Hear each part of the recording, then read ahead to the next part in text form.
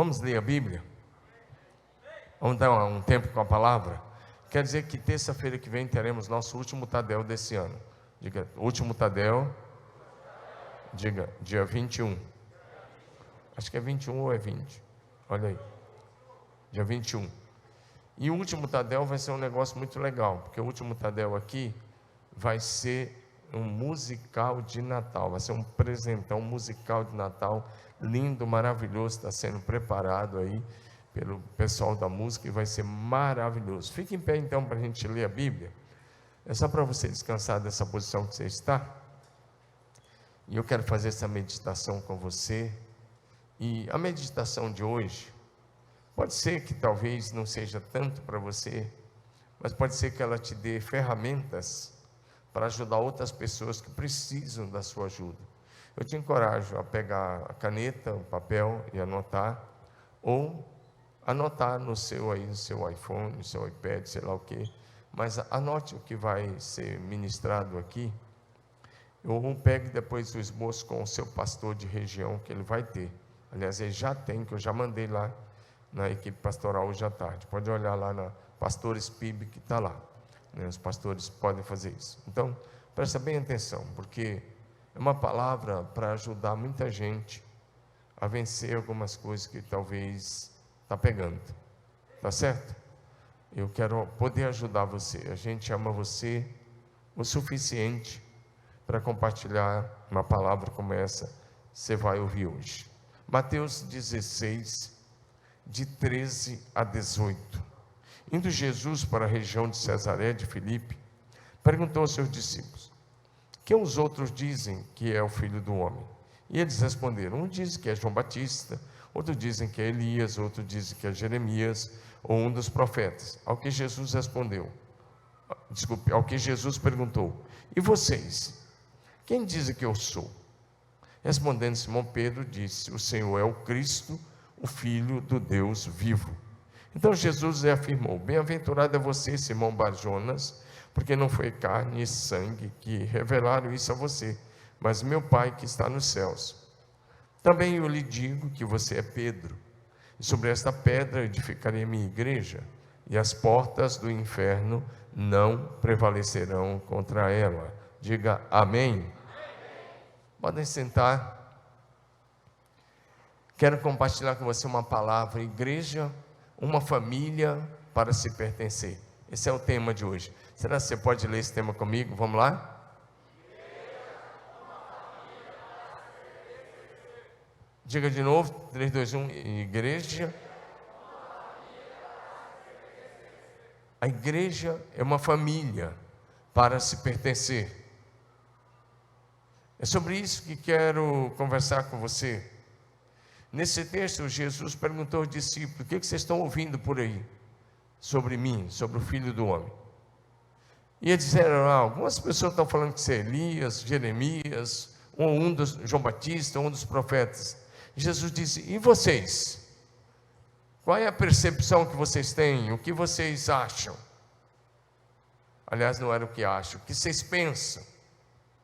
E o Pedro disse: você é o Cristo, o Filho do Deus vivo. Jesus disse: você acertou em cheio.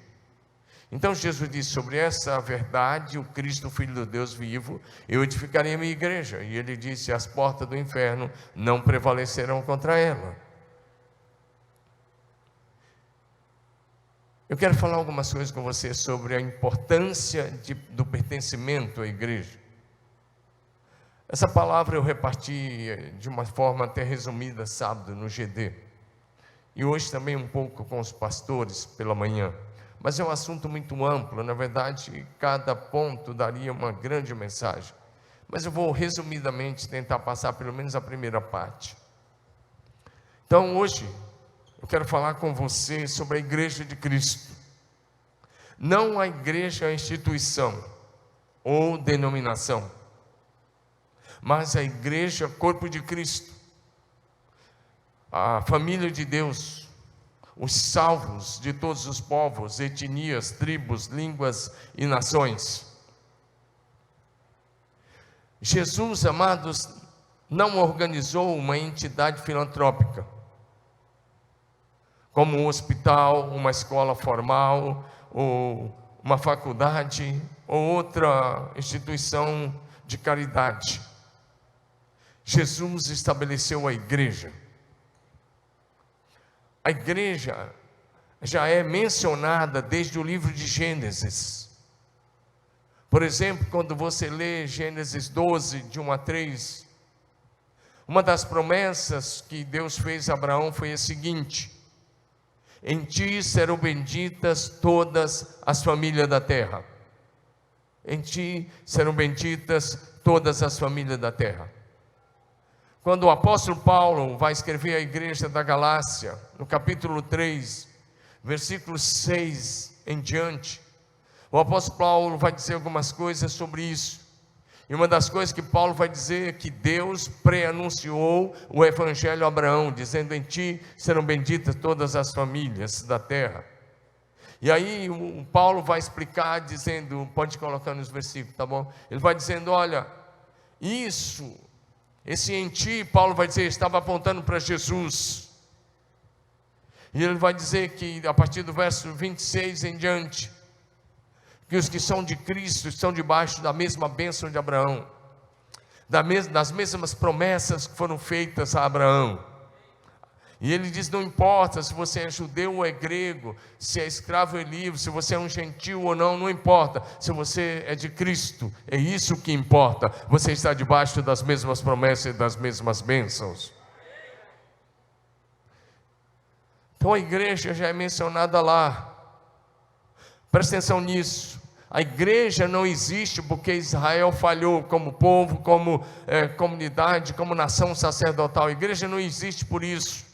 Que Israel falhou como nação sacerdotal, nós sabemos, mas a igreja não existe por isso. Se você acreditar que a igreja existe porque Israel falhou, eu quero dizer que essa é uma posição pré-milenista, pré-tribulacionista e dispensacionalista. Você vai falar: que nomes são esses, pastor? Pois é, essa é uma ideia de uma linha pré-milenista, pré-tribulacionista e dispensacionalista.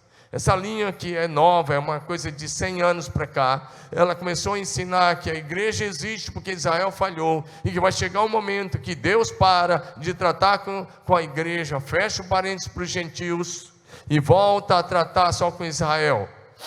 Isso é uma linha judaizante que não tem base bíblica nenhuma. A igreja é um mistério que estava oculto através dos séculos. Na verdade, Israel fez o seu papel e nossa salvação vem dos judeus através de Cristo Jesus. Mas a igreja é esse mistério que estava oculto através dos séculos e que foi revelado em Cristo Jesus, o Senhor. Foi isso que Paulo escreveu aos Efésios, capítulo 3, versos de 8 a 12, ele fala sobre esse mistério que estava oculto, e que agora isso se torna realidade, vem à tona através da igreja. E aí Colossenses 1, 26 e 27, Paulo vai falar a mesma coisa sobre esse mistério oculto através dos séculos, e que agora é a revelação de Cristo Jesus através da igreja. E ele conclui dizendo: Cristo em vocês é a esperança da glória. Diga aleluia. A palavra igreja aparece na Bíblia 105 vezes, viu, pastores? Hoje de manhã eu errei, falei 120, né? 105. A palavra igreja aparece no Novo Testamento 105 vezes. E dessas 105 vezes, 95 vezes trata-se de uma igreja local. Paulo está falando, ou Jesus, quando estava falando as igrejas locais da Ásia Menor, por exemplo. A palavra igreja então é mencionada 105 vezes no Novo Testamento. 95 vezes refere-se a uma igreja local. Portanto, para edificar a igreja mundial, corpo de Cristo, você precisa estar servindo como membro ativo na igreja local, porque a igreja local é o coração da igreja mundial do Senhor Jesus Cristo. Diga amém. A igreja de Cristo, diga comigo, a igreja de Cristo é a esperança do mundo. Eu vou pregar sobre isso hoje, e o que me faz pregar isso hoje é porque eu tenho ouvido algumas coisas nos bastidores, nas visitas, nos acompanhamentos, e às vezes em alguns lugares por onde eu ando, e eu comecei a pensar sobre essas coisas, o quanto que é importante a gente ouvir algumas coisas que vai trazer firmeza para nós, e você vai poder ajudar outras pessoas. Diga aleluia. Pode ser que não seja para você, e eu espero que não seja, mas se for, receba. E se não for, pega o material e ajuda outras pessoas. Ajude outros. Amém? Então, em primeiro lugar, eu quero trabalhar apenas 3 palavras, pensando nesse tema: igreja, uma família, se pertencer. E a primeira palavra que eu quero trabalhar com você é pertencer. Diga comigo, pertencer. Diga de novo, pertencer. Então a igreja é uma família a se pertencer, ou para se pertencer, como você quiser falar, as 2 maneiras estão corretas. Então, pensando nisso, João 1,12, o texto diz: mas a todos que enquanto o receberam. João, Evangelho, por favor, projeção, vamos colocar os textos, por favor, vai me ajudar muito se todos os textos estiverem aí junto comigo. João 1,12, mas a todos quantos o receberam, deu-lhes o poder de serem feitos filhos de Deus, a saber, os que creem no seu nome. Quando uma pessoa se rende a Jesus, e crê em Jesus como Senhor, e se entrega a Jesus como seu eterno Salvador, nesse momento, essa pessoa é arrancada do império das trevas, é transportada para o reino do Senhor, e nesse momento, essa pessoa nasce de novo, é o novo nascimento, e através do novo nascimento, essa pessoa se torna filho de Deus em Cristo Jesus. Quantos filhos de Deus tem aqui hoje à noite? Então, ao se tornar filho de Deus, você já se torna automaticamente membro da família eterna de Deus. Diga aleluia. Pertencer à família de Deus é um privilégio, é uma honra, deve ser motivo de honra e de alegria. Diga comigo, pertencer à família de Deus é uma grande honra. Amém? Porque a sua família física é excelente, é uma grande bênção, e nós estamos orando para que ela seja salva. Mas você vai viver a eternidade com a família de Deus, irmãozão. Será que você pode falar para o seu vizinho de cadeira: é melhor a gente começar a se acertar agora, porque nós vamos viver a eternidade com a família de Deus.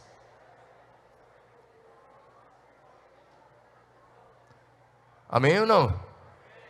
É melhor aprender a amar agora, porque é com essa família de Deus que você e eu viveremos toda a eternidade.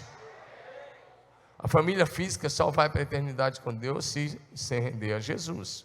Amém ou não? A família física pode se separar, mas a família de Deus estará junta por toda a eternidade. A eternidade nunca passa.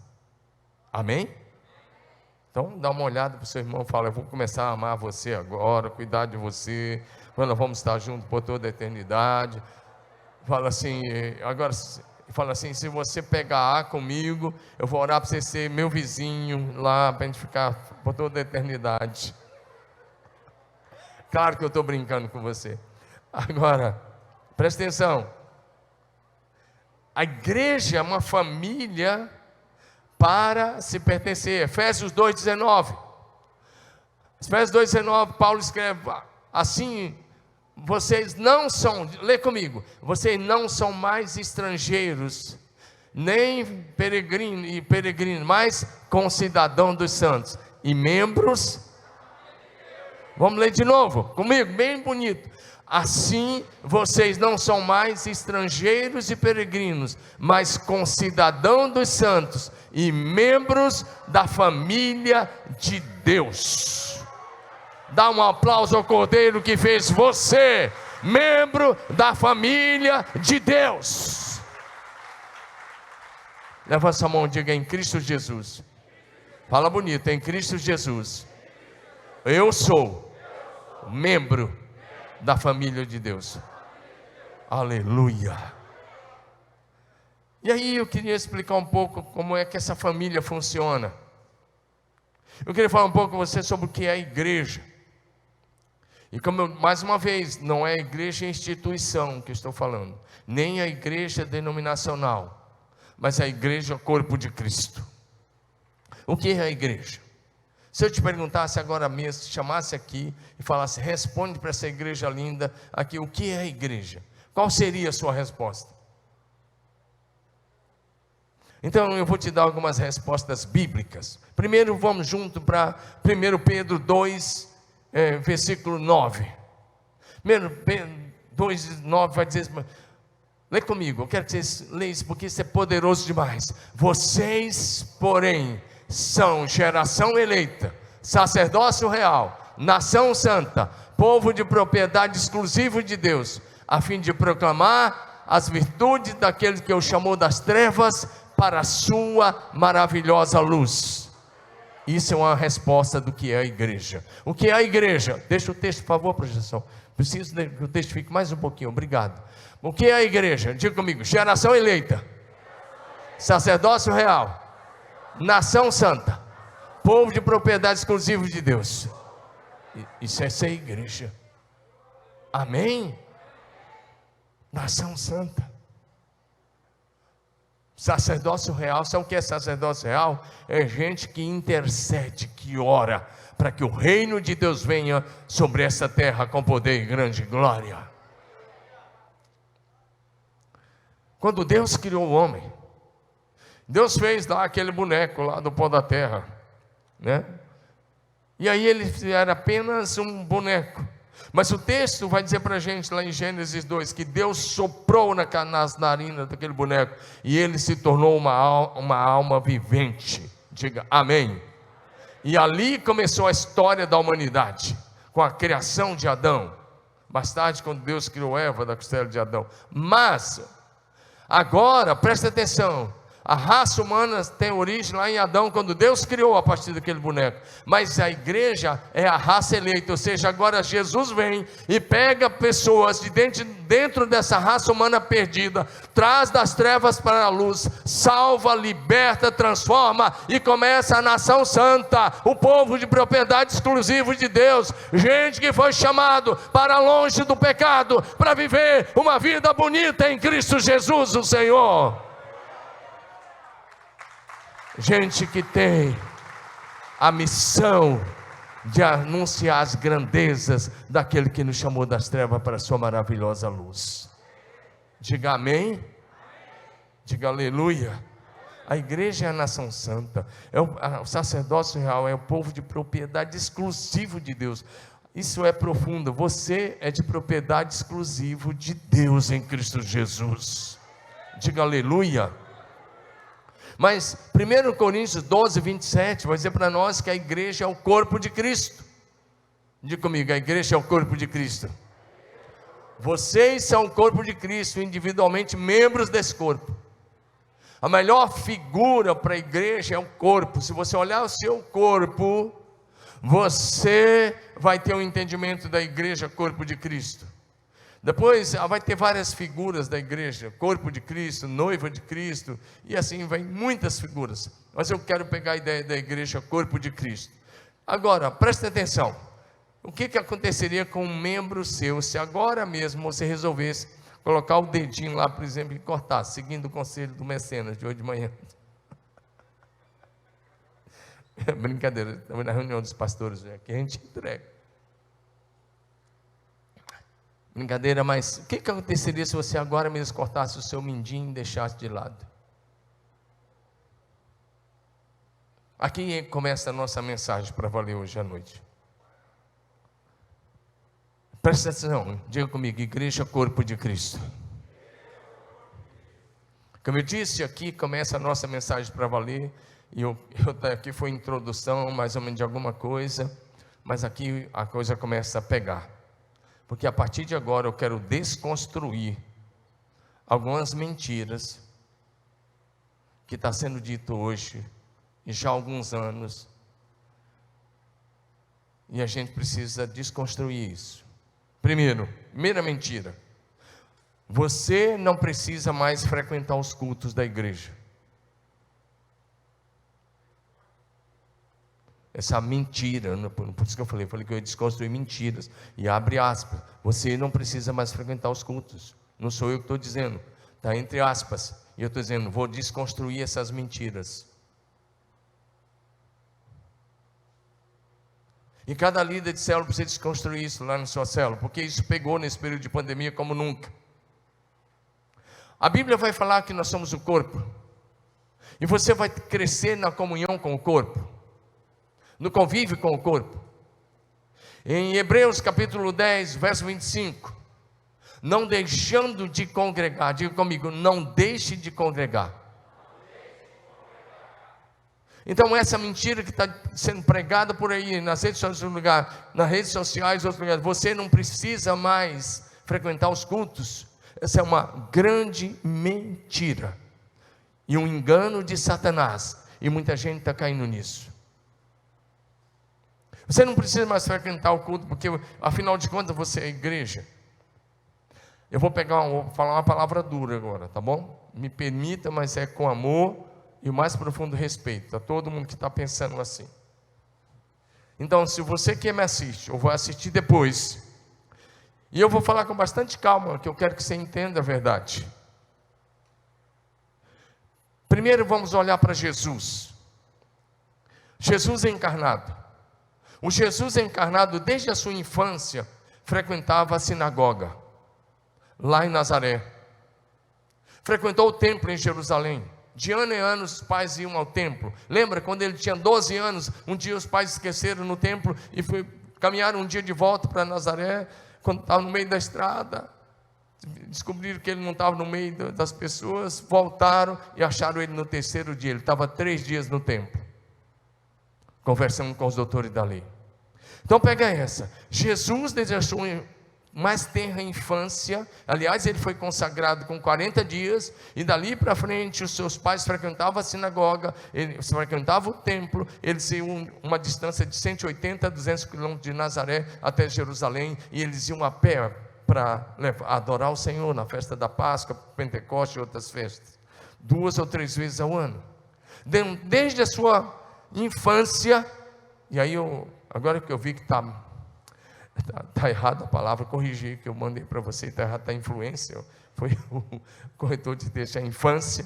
Jesus desde a sua infância frequentava a sinagoga com a sua família, mas escute isso, que agora vai pegar, agora vai ser pesado. Durante o seu ministério, Jesus cultuava todo sábado em uma sinagoga.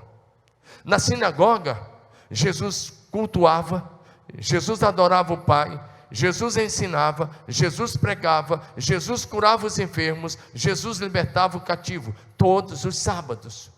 E aqui, eu vou fazer que nem o Elber fez no sábado de manhã. Se você está anotando, anote aí, Mateus 12, 9, Mateus 13, 54, Marcos 1, 21, 3, verso 1, 6, verso 2, Lucas 4, 16, Lucas 6, verso 6, e João 6, 59, quem pegou, pegou.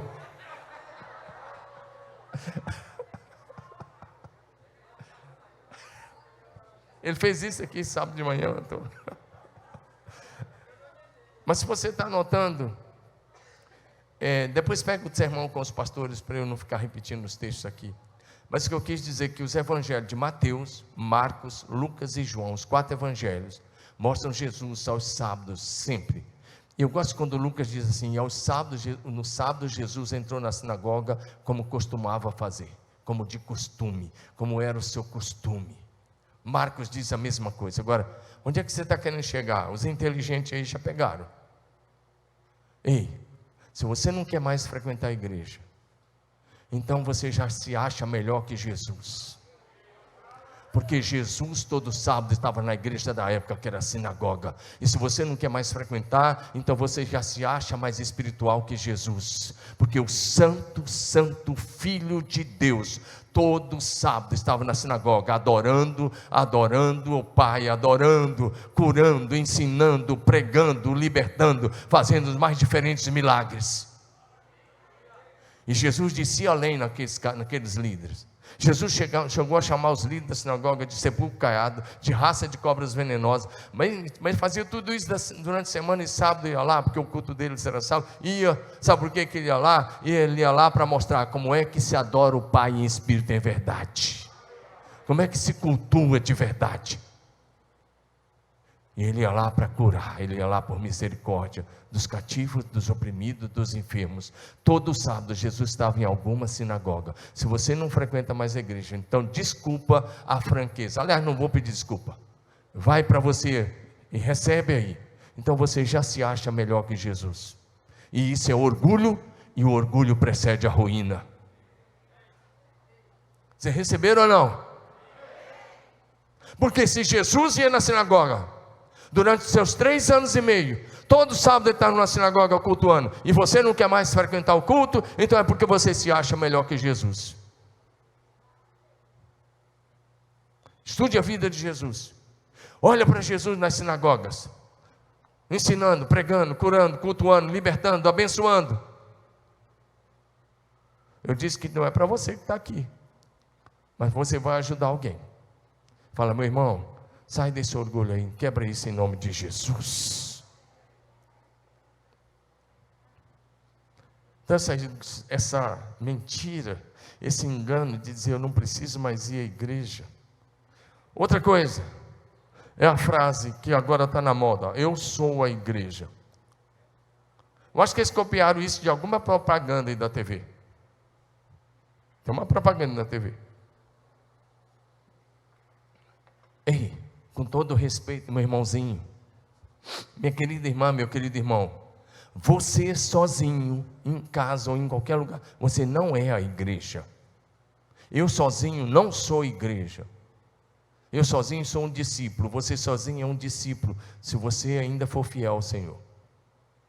Mas se você já esfriou, você sozinho é um cristão que perdeu o primeiro amor por Jesus, que substituiu o culto por outras atividades, e essas outras atividades ocuparam lugar na sua mente, na sua agenda, no seu coração, e a sua consciência foi se cauterizando a partir de 8, 10 semanas que você ficou sem frequentar, e agora você substituiu o culto ao Senhor por essas coisas, e aí você agora diz que está bem, é porque a sua consciência já está cauterizada.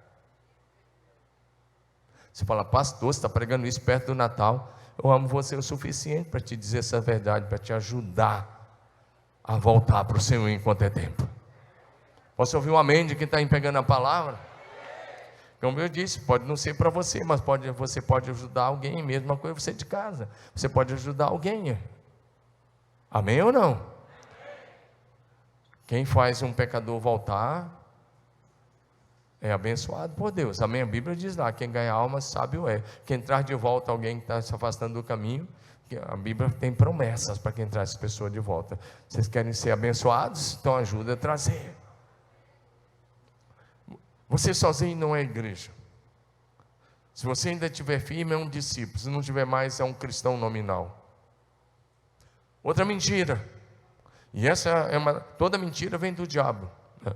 Ele é o mentiroso pai da mentira. Mas uma mentira terrível. Jesus sim, igreja não. É quando você diz, não, eu continuo amando Jesus. Não, eu sirvo Jesus, mas eu não quero mais nada com a igreja. Se você está dizendo isso, você mordeu uma isca de Satanás. Era tudo que ele queria. Jesus é o cabeça, a igreja é o corpo. E a vida de Jesus flui por intermédio do corpo. Se você ama Jesus, então ame a sua igreja, porque ela é o corpo de Cristo. Repetindo, ele é o cabeça, a igreja é o seu corpo. Então mantenha comunhão com o corpo, e você vai receber a vida de Jesus, porque a vida flui por meio do corpo. Diga aleluia. E aí se você não quer mais participar do culto, preste atenção numa coisa. Todo mundo vai comer algum churrasco esse fim de ano, não tem dúvida. Nem que seja o mais simples, você vai comer. Apesar da carne estar cara, alguma pessoa vai comer. É verdade, brasileiro gosta de carne, né? Então, tem uns carnívoros aí. Eu sou um deles, então eu sei que a gente vai comer algum churrasco por aí. Amém ou não? Aí o que acontece? Faz um teste. Eu quero te encorajar a fazer um teste.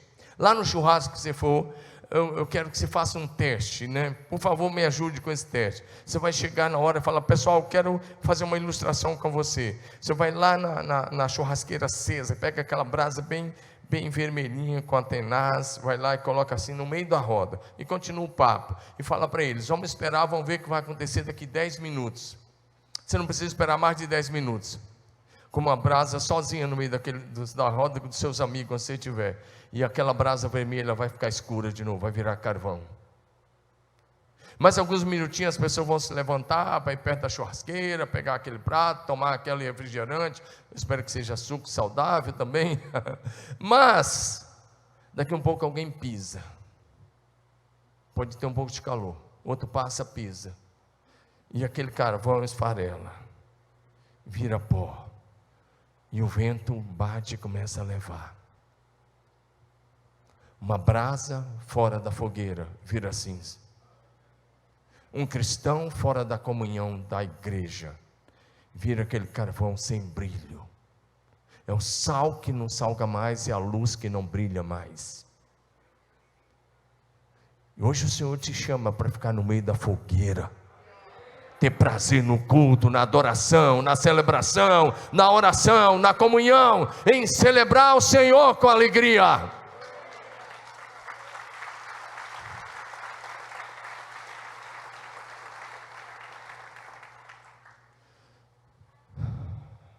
Quando você fica sozinho, quanto mais você se isolar, mais esfria o primeiro amor.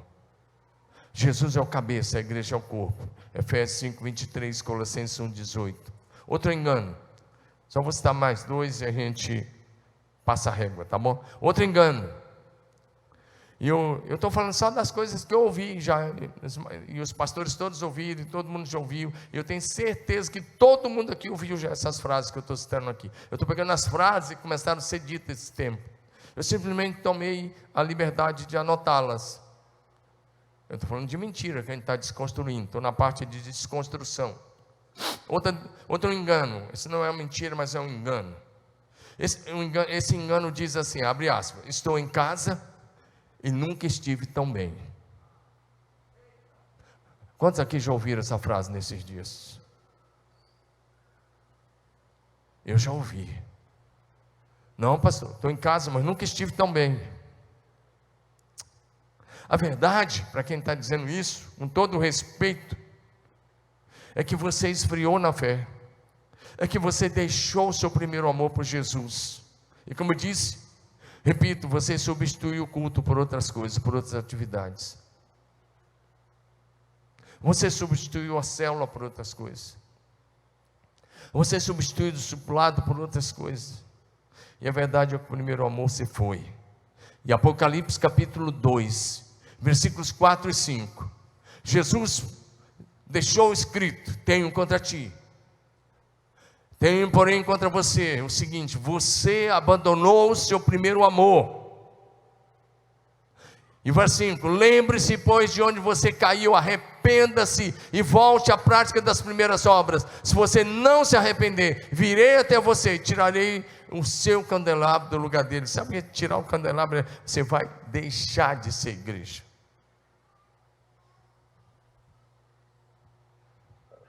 Essa frase, estou em casa e nunca estive tão bem, na verdade é uma tentativa de tentar justificar que o primeiro amor esfriou.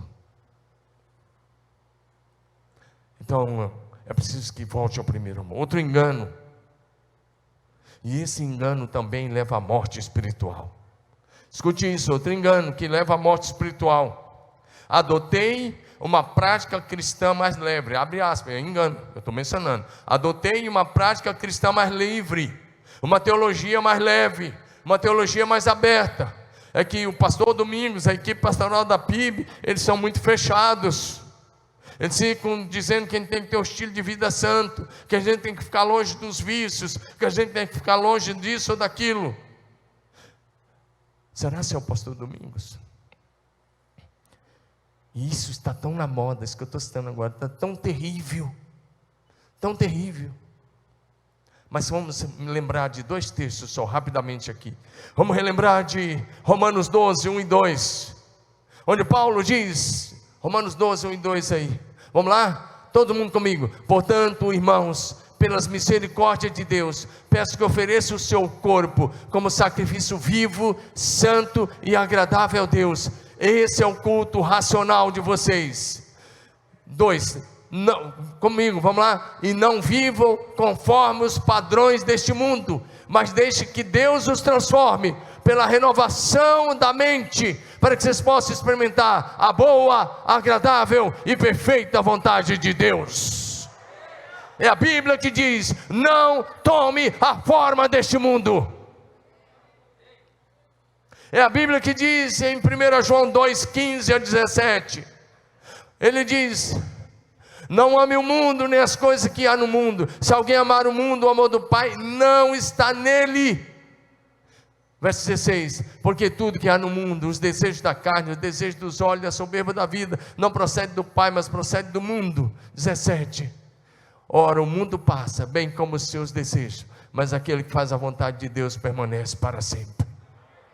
Vamos para Tiago 4,4, só esse último em Tiago 4,4, eu só quero que vocês leiam comigo Tiago 4, verso 4, Tiago 4, 4, por favor. O texto de Tiago vai dizer para a gente assim: se você quiser ser amigo do mundo, eu vou ler só de vocês para sempre, para frente. Vocês não sabem que a amizade do mundo é inimizade contra Deus? Aquele, pois, que quiser ser amigo do mundo, torna-se inimigo de Deus. Meu irmão, seja certo de uma coisa: enquanto eu estiver como pastor aqui, eu posso garantir que eu e essa equipe, nós não vamos pregar o politicamente correto, e nós não vamos relativizar a verdade. Nós vamos pegar a verdade absoluta da palavra de Deus, e os princípios absolutos da palavra de Deus. Pode não dar nenhum ibope, mas o nosso compromisso é com Deus. Então, se alguém quiser adotar uma prática mais livre da fé cristã, que adote. A cidade está cheia dessas práticas. Mas você pode ir para uma prática bem mais livre, só que toma cuidado. Eu vou melhorar. Você pode ir para o inferno abraçado com esse pastor que te levou para uma prática mais livre. O pessoal da teologia universalista, não é da igreja universal, universalista, da teologia neoliberal, da teologia marxista, se é que pode existir, da teologia inclusiva. Todo esse pessoal estão pregando isso. O que era pecado já não é mais. Cuidado com isso. Vamos para frente. Só mais uma. E essa é a última mesmo que eu vou enumerar. Outra mentira, essa é uma grande mentira religiosa. E os responsáveis por essas mentiras, primeiro, são os pregadores neoliberais, universalistas e outros neoliberais.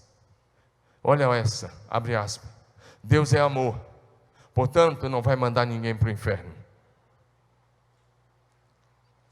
Cuidado com isso. Se você adotou isso, eu quero relembrar você que Deus é amor, verdade, porém a base do seu trono é a sua justiça, e Ele julgará o mundo com justiça e os povos de acordo com a sua verdade. Irmão, Jesus falou mais de inferno do que de céu. Em Atos 17, 30 e 31 tem um quadro sobre isso. E se você se esqueceu, eu quero relembrar. Releia essa semana Mateus 25, de 31 a 46. E você vai ver o grande quadro do dia do juízo das nações, onde as nações estarão reunidas diante dele. E ele vai colocar os perdidos à esquerda e os salvos à direita. E onde ele vai dizer para os perdidos: apartai-vos de mim, malditos, para o fogo eterno, preparado para o diabo e os seus anjos. E vai dizer os que tiverem à sua direita: bem-vindos, benditos do meu Pai, possuir por herança o reino que vos está preparado desde a fundação do mundo. Eu espero que você queira ouvir: bem-vindo, bendito do meu Pai. Então permaneça. Diga: permaneça. Então, deixa eu ir para frente agora. Deus é amor, mas morrer na prática do pecado te levará para o inferno. Deus não precisa te mandar, você vai sozinho. Jesus deixou isso claro. Sabe como é que ele deixou claro? Mateus 7, 13 e 14. Entrai pela porta estreita, porque larga é a porta, espaçoso o caminho que conduz para a perdição, e muitos são os que entram por ela. Apertado o caminho, estreita é a porta que leva à vida, e poucos são os que entram por ela. O caminho que você trilha aqui já diz para o lugar que você vai. Vou repetir, o caminho que você está andando já diz onde você vai parar. Se você está no caminho largo, você vai parar no inferno. Se você está no caminho estreito, você vai para a glória da eternidade. E o caminho estreito é Jesus. Jesus, Jesus. É só para mencionar, diga comigo, pertencer. Diga, a igreja é uma família a se pertencer. Agora diga assim, a igreja é uma família para se permanecer. Para permanecer. Diga de novo, a igreja é uma família para permanecer. Você veio para a família, permaneça na família. Amém? Permaneça, diga para o seu vizinho assim, permaneça. Eu quero só relembrar rapidamente, aí eu vou fazer isso bem rapidinho mesmo, só aqui da outra mensagem, os pastores vão ensinar isso com profundidade lá no discipulado, eu pedi isso para eles hoje de manhã. Mas eu quero relembrar com você João 15, a projeção vai para João 15 aí. João 15, Jesus começa dizendo, eu sou a videira verdadeira, meu pai é o agricultor, e ele já diz de cara assim, uma coisa que a gente pula por cima há anos, olha, ele diz, eu sou a videira verdadeira, meu pai é o lavrador nessa versão, tudo bem, pode deixar, todo um ramo que estando em mim não der fruto, o que ele faz? Quem é que corta? É o diabo? São os demônios? É a igreja? É o pastor? É Deus. Ei, e se Deus te cortar? Olha para mim aqui, presta atenção na mensagem. Se Deus te cortar hoje, qual é o advogado que você vai contratar para te defender e falar para Deus que ele está errado, porque ele te cortou?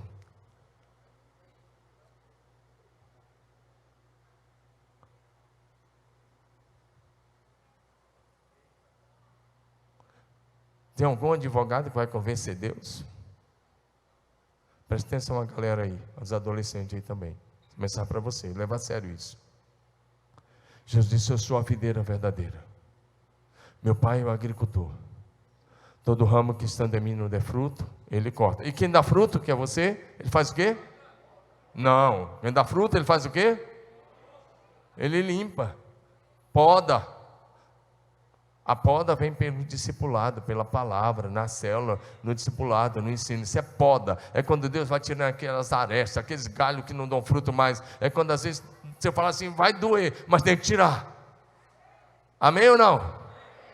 Você já passou numa plantação de uvas, os pés de parreira no verão, está tudo cortado, tiram todos os galhos, fica só as ramas. E se você olha e fala assim, será que vai brotar alguma coisa? Então, quando chega a primavera, aquilo brota e fica maravilhoso, e vem aquelas uvas maravilhosas em seus olhos, você vibra com aquilo. Eu já fui em algumas plantações, eu fui numa aqui perto de Campinas, estava pregando na igreja de um amigo meu em Itupeva, pastor Narciso, ele me levou numa plantação de parreira de uma pessoa lá, e eu achei muito legal. Mas um dia eu fui lá com ele, era época de seca, e todos os galhos estavam cortados. Você olha assim, eu já vi isso aqui, já vi em Israel, já vi em outros lugares, já vi lá no sul. Agora presta atenção, que dá fruto o Pai poda, para que você produza mais ainda. Dá um glória a Deus aí. O que Jesus está dizendo, a parreira aí, a videira, é só uma ilustração, você entendeu? O que Jesus está dizendo é assim, todo cristão que estando em mim não der fruto, o Pai corta, e o que dá fruto ele limpa para produzir mais fruto ainda. E aí a palavra permanecer, nesses 10 versículos, a palavra permanecer aparece 9 vezes, diga 9 vezes. Aí ele começa dizendo: se vocês permanecerem em mim, as minhas palavras permanecerem em vocês. Ele vai dizendo: permanecer, permanecer, permanecer. Se permanecer em Cristo, ele disse: eu vou permanecer em você. É o que ele diz no verso 4. Aí no verso 5 ele vai dizer que é preciso permanecer, porque sem ele nada podemos fazer. Verso 5, projeção. Verso 6, eu quero chegar no verso 6, por favor, presta bem atenção nesse verso 6. Quem não permanece em mim é jogado fora. Lê comigo, igreja. Vamos lá, todos juntos. Quem não permanece em mim é jogado fora, como ramo imprestável, e seca. Esses ramos são ajuntados no monte para serem... O que Jesus está dizendo aqui? Que todos aqueles ramos que o Pai cortar, vai murchar, vai secar e vai para o fogo do inferno e depois para o lago de fogo. Não são palavras minhas, essas palavras são duras. Eu não gostaria que elas estivessem na Bíblia, mas elas estão aí na Bíblia. E elas estão aí para quem não permanecer. Diga comigo: permanecer. Essa é uma palavra que eu realmente não gostaria de pregar, mas eu não posso pular uma palavra como essa. Vão vir aí as férias, a questão é: você vai permanecer? Você vai permanecer? Uma palavra que a gente prega lá no Face a Face, domingo à tarde, é como permanecer. E uma das coisas é: agora as crianças fizeram, como permanecer nisso que elas receberam? Você vai ajudar seu filho a permanecer? Você está permanecendo na videira, na oração, no testemunho, na comunhão, na célula, no discipulado, nos cultos. Você está permanecendo? Pergunta para o seu irmão assim: você vai permanecer? Esse verso 6 realmente é muito sério. Agora, presta atenção, para você não sair daqui depressivo. Você vai falar: ô pastor, pregou a mensagem, eu vou sair depressivo. Vai nada, em nome de Jesus, vai sair para cima. Olha o que está no verso 7. Se vocês permanecerem em mim, e as minhas palavras permanecerem em vocês, pedirão o que quiserem, e isso lhes será... Ou seja, ele está dizendo: se vocês permanecerem, é ilimitado o que as promessas sobre a sua vida, será ilimitado as bênçãos sobre a sua vida.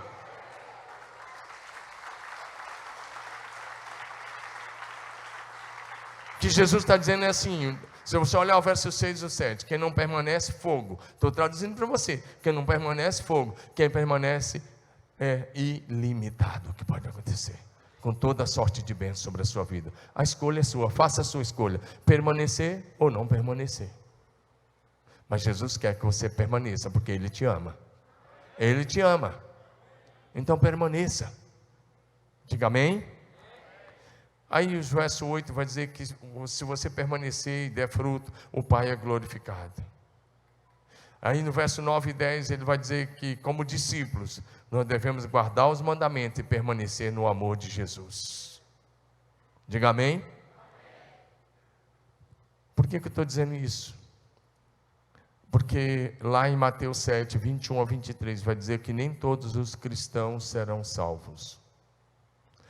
Lá está escrito assim, Mateus 7, 21 a 23, nem todo que me diz Senhor, Senhor, entrará no reino dos céus, mas aquele que faz a vontade do meu Pai que está no céu. Vai ter gente lá dizendo que expulsou o demônio, curou o enfermo, profetizou e não vai estar lá.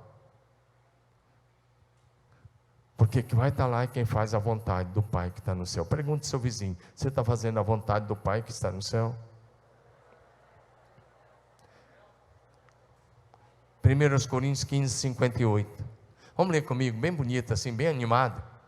Lê comigo, vamos lá? 1 Coríntios 15, 58. Todo mundo, vamos lá?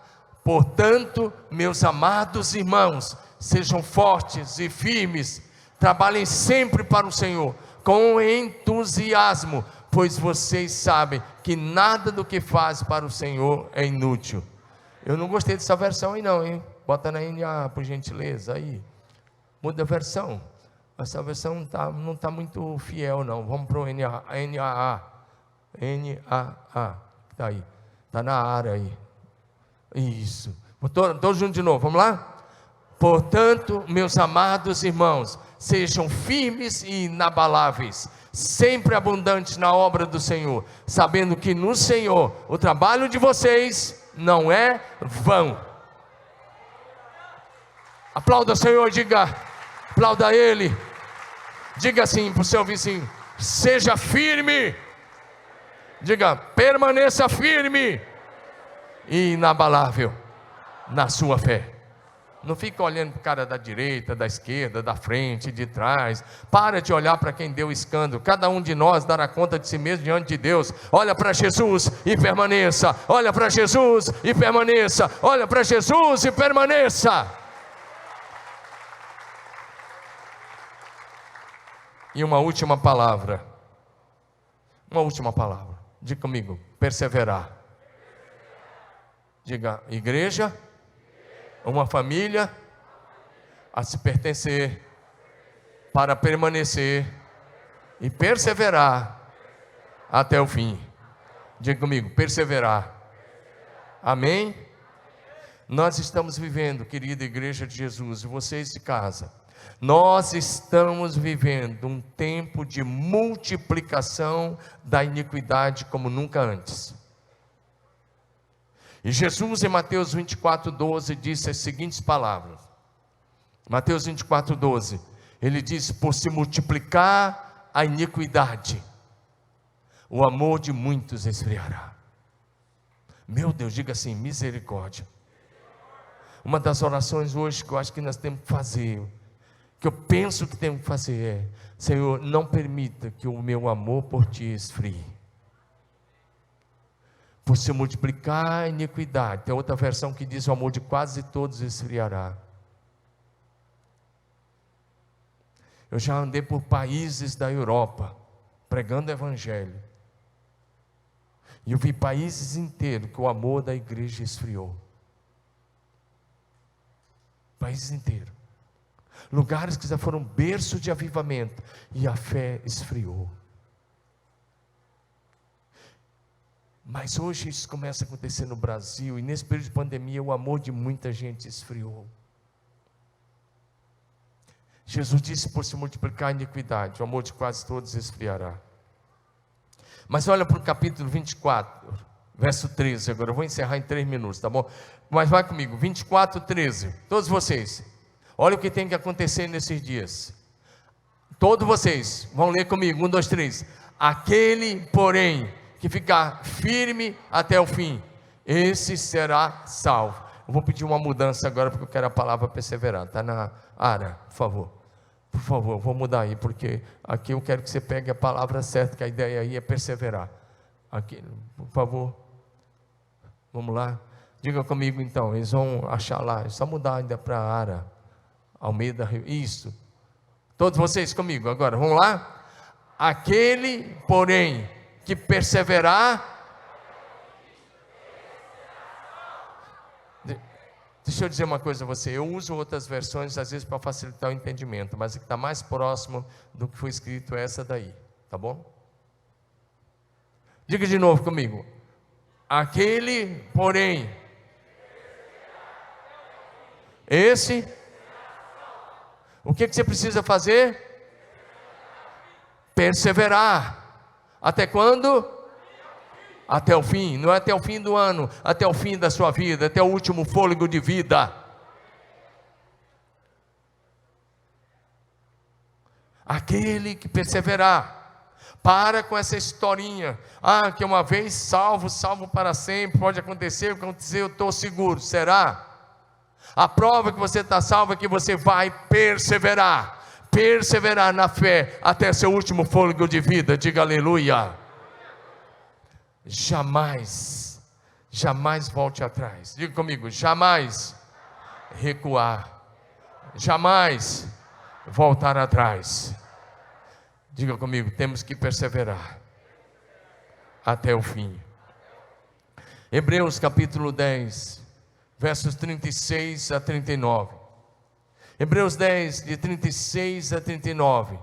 Olha o que o texto está dizendo: vocês precisam perseverar. Digam comigo: eu preciso perseverar, para que, havendo feito a vontade de Deus, alcance a promessa.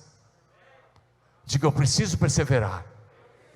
Agora lê comigo porque que você precisa perseverar. Verso 37, todos vocês: porque ainda dentro de pouco tempo, aquele que vem, virá, e não irá demorar. Verso 38, mas o meu justo viverá, e se ele retroceder,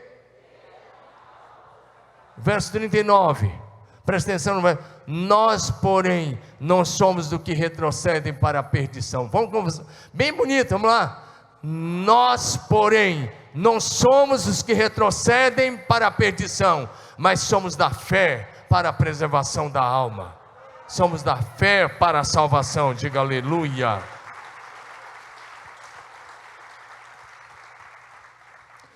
Eu gosto de uma expressão do Apocalipse que diz: venho sem demora, guarda o que tens, para que ninguém tome a tua coroa. Mantenha-se firme em Jesus até que Ele volte. Amém? Mantenha-se firme até que Ele volte. É preciso que a gente possa pertencer. Diga comigo, pertencer, permanecer e perseverar até o fim. Fique em pé. Cadê o pessoal do louvor? Aqui. Diga comigo, é preciso combater o bom combate até o fim. 1 Timóteo 4, 7 e 8. Porque a coroa da justiça está reservada a você. Diga aleluia. A igreja de Cristo é uma família para se pertencer, permanecer e perseverar juntos até o fim. Quero encerrar relembrando a você a palavra de Jesus, de Apocalipse 2, 10b. Seja fiel até a morte, e eu te darei a coroa da vida. Amém? Fala para o seu vizinho assim: seja fiel até a morte. Eu espero que essa palavra possa ajudar você, e possa levar você a ajudar outros a desconstruir esses enganos e essas mentiras do inferno, que vem para destruir a fé das pessoas. Eu só quero ajudar você. Então diga de novo: a igreja, diga bonita, a igreja de Cristo é uma família para se pertencer, permanecer e perseverar até o fim. Diga aleluia. Persevere, sabe por quê? A coroa da glória te espera no final, e quem vai te coroar é o Rei da Glória, Jesus Cristo de Nazaré.